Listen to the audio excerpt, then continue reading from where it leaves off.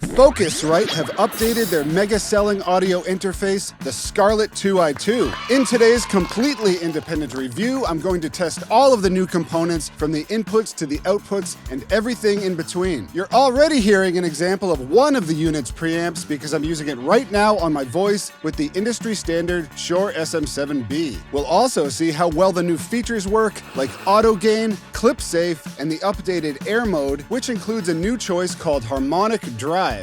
If that's not enough for you, then don't worry, because in part 2 of this review, we're going to test the Scarlett on a real-world production and also take an in-depth look at the Hitmaker expansion, which is the software bundle included with all new Scarlett interfaces. To accomplish this, I've written, recorded, and produced a short song using nothing else other than the Scarlett, a few of my instruments, and the included plugins. I'll see how good of a mix I can get using just these tools and my digital audio workstation of choice, Logic Pro. Feel free to skip around the chapters for anything that might personally interest you. And of course, since this is the Fritz Como Music Creation channel, let's get started by making some music.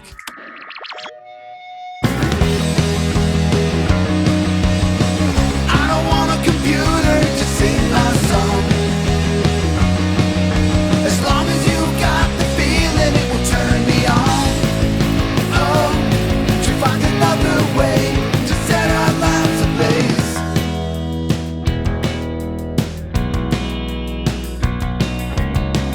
When I think about it, we might be replace televisions in an old suitcase with images and reminders of everything obsolete.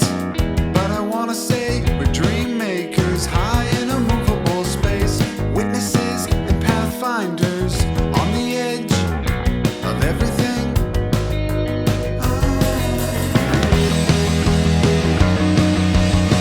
I don't want a computer to sing my song. As long as you've got the feeling, it will turn me on. Oh, to find another way to set our lives ablaze. I don't want a computer to sing my song, but we all need help recording them. And today we're turning to the Scarlett 2i2. We'll get back to testing out the Scarlett on this production with the Hitmaker expansion bundle in part 2 of this series. However, out of the box, the 2i2 looks well built, with knobs and buttons that feel like they'll stand the test of time. Plugged in, the interface lights up with backlighting that embellishes each label behind every knob and button. This not only looks enticing and modern, but is also very effective and legible. The lighting effects continue with metering halos surrounding the knobs to indicate how hot your input signal is. They move from green to yellow to red when your signal clips. Also, upon plugging the unit in on Windows, I'm met with a pop-up link which takes me to a convenient walkthrough called Easy Start. This gets your hardware set up, registered, and includes links to the additional included software. This is a breeze and great for those of us new to using audio interfaces. On a Mac, I had to navigate to the Easy Start page myself, but it's not a big deal at all. During this process, you install the Focusrite control panel. This creates full integration with all of the knobs and buttons on the Scarlett hardware. So, starting from the left, we have 2 knobs to control the input gain on each channel, and as you can see, the software is responding in turn.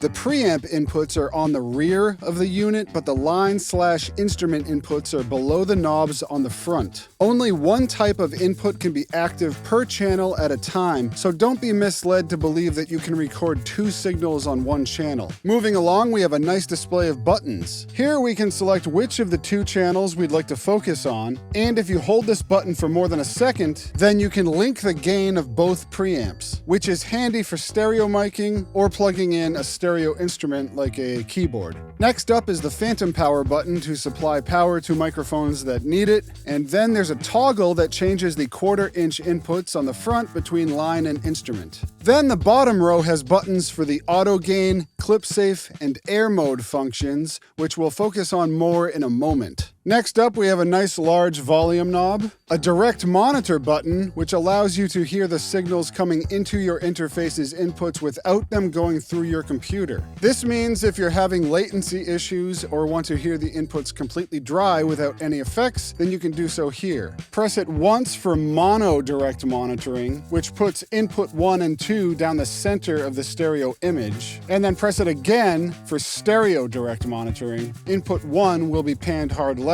and input 2 will be panned hard right. Finally, there's the headphone knob and the headphone out. Around the back, we have our preamp inputs, speaker outputs, USB connection, and the optional 5-volt external power. Unfortunately, there is no power supply included. I didn't think that this would be an issue at first because I've never had a problem with a 2-channel bus-powered audio interface needing an external adapter. However, during my tests, I tried the Scarlett out in a number of situations outside of music production. While it worked fine when editing videos, listening to Spotify, or browsing YouTube, it repeatedly lost connection while testing it out playing a video game. And this was apparently due to a power issue. On a weaker system, I'd blame the power supply or the motherboard on the computer. However, I only use top-tier equipment in my computer builds, so hopefully this can be resolved somehow in the future, but I'm guessing that an external power supply is on my future shopping list. A few things that might be easier to incorporate in future firmware and software updates are the suggestions that I have for the control panel.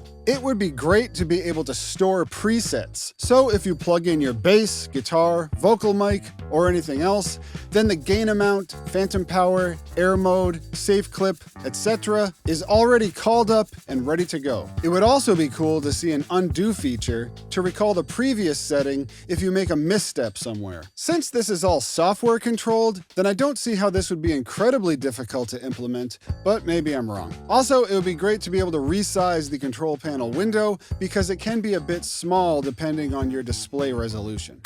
Okay, next up, onto the specs and my opinions on the hardware. The refreshed mic pre gets a healthy 69 decibels of gain, up from the 56 decibels of the 3rd generation. This means that my low output, gain-hungry Shure SM7B can be used at its optimal level with lower preamp noise. When I compare the Gen 4 Scarlett to other top-selling names in its class, the Focusrite has the best gain range among them, with the Audient Evo coming in at 56 decibels, the Universal Audio Volt 2 at 55, the SSL2 at 62 decibels, the Motu M2 at 60, and the PreSonus Studio 24C at 50 decibels. There's nothing particularly special about this mic pre other than it offers some nice clean gain. However, the noise is still audible at higher levels. But if you wanted to improve on the preamps of this interface, then you'd be looking at spending many times the cost of the Scarlett itself. The preamp also features the aforementioned auto gain mode, similar to what you'd find in the Audient Evos. So you press this icon or the button on the front panel and then play for 10 seconds and the mic preamp gain is set for you.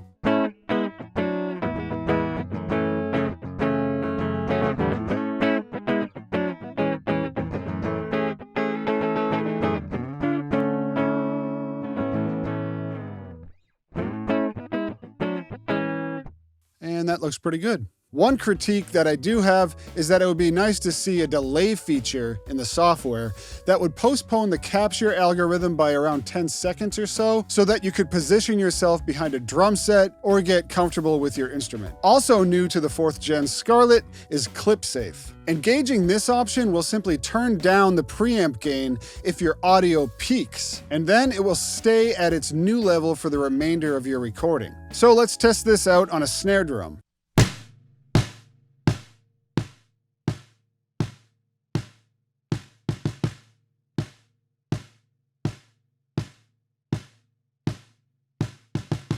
So it looks like in order for ClipSafe to be engaged, a couple of peaks have to get through first. It's not a limiter. It doesn't limit peaks. So in the case of this snare drum, just watch this true peak meter right here.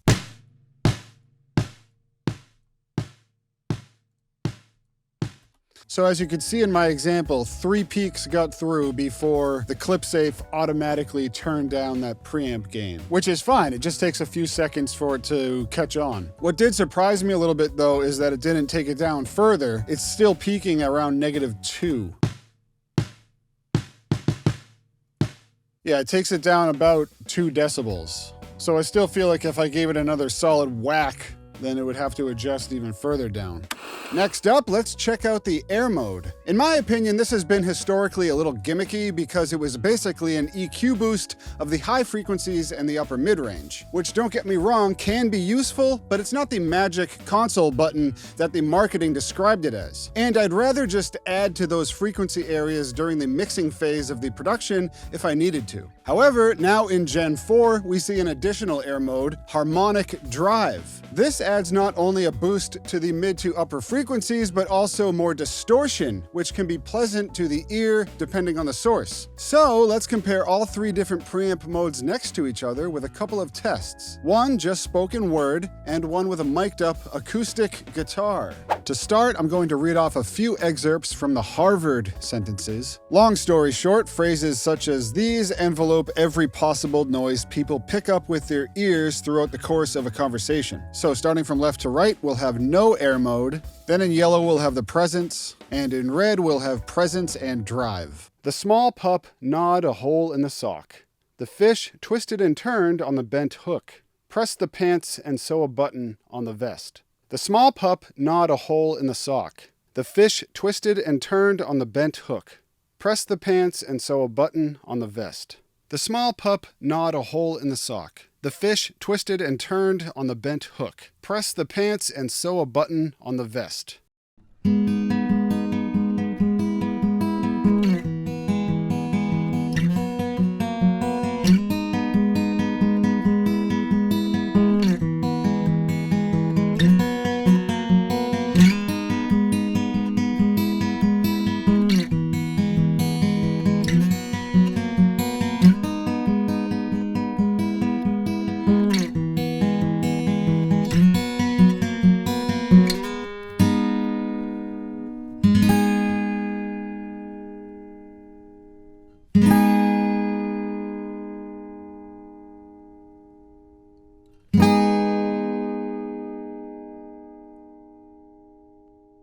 Next in line, let's see what we have in the Gen 4 Scarlett for the analog to digital and digital to analog conversion. On the AD side of things, the Cirrus Logic CS5381 is used, and for the DA, the Cirrus CS43198. These are the same components used in the high-end Focusrite RedNet interfaces, and they each significantly outperform the CS4272 codec used in the Gen 3 model. As far as I could find through my own research, this pair of converters are 2 of the best 24-bit options available. Listening to music through the main outs, it's hard to criticize the Scarlett because any noticeable issues only become apparent at levels that I would never bother with anyways. At normal mixing and production volume, which for me is around 73 to 83 decibels, there's nothing to complain about. Moving on, the headphone amp has also seen a significant update, and while it's not in the same league as, say, the Apogee Boom, for instance, which I reviewed on this channel a while back, using my Sennheiser HD600s, for example, which have an impedance level that you would expect from most mixing headphones these days, listening back through the Scarlett really posed no notable issues. More critical users might say that I'm being too easy on the Scarlett, but let's keep in mind that we're talking about a box that costs $200, which absolutely places it firmly in the top tier of its class.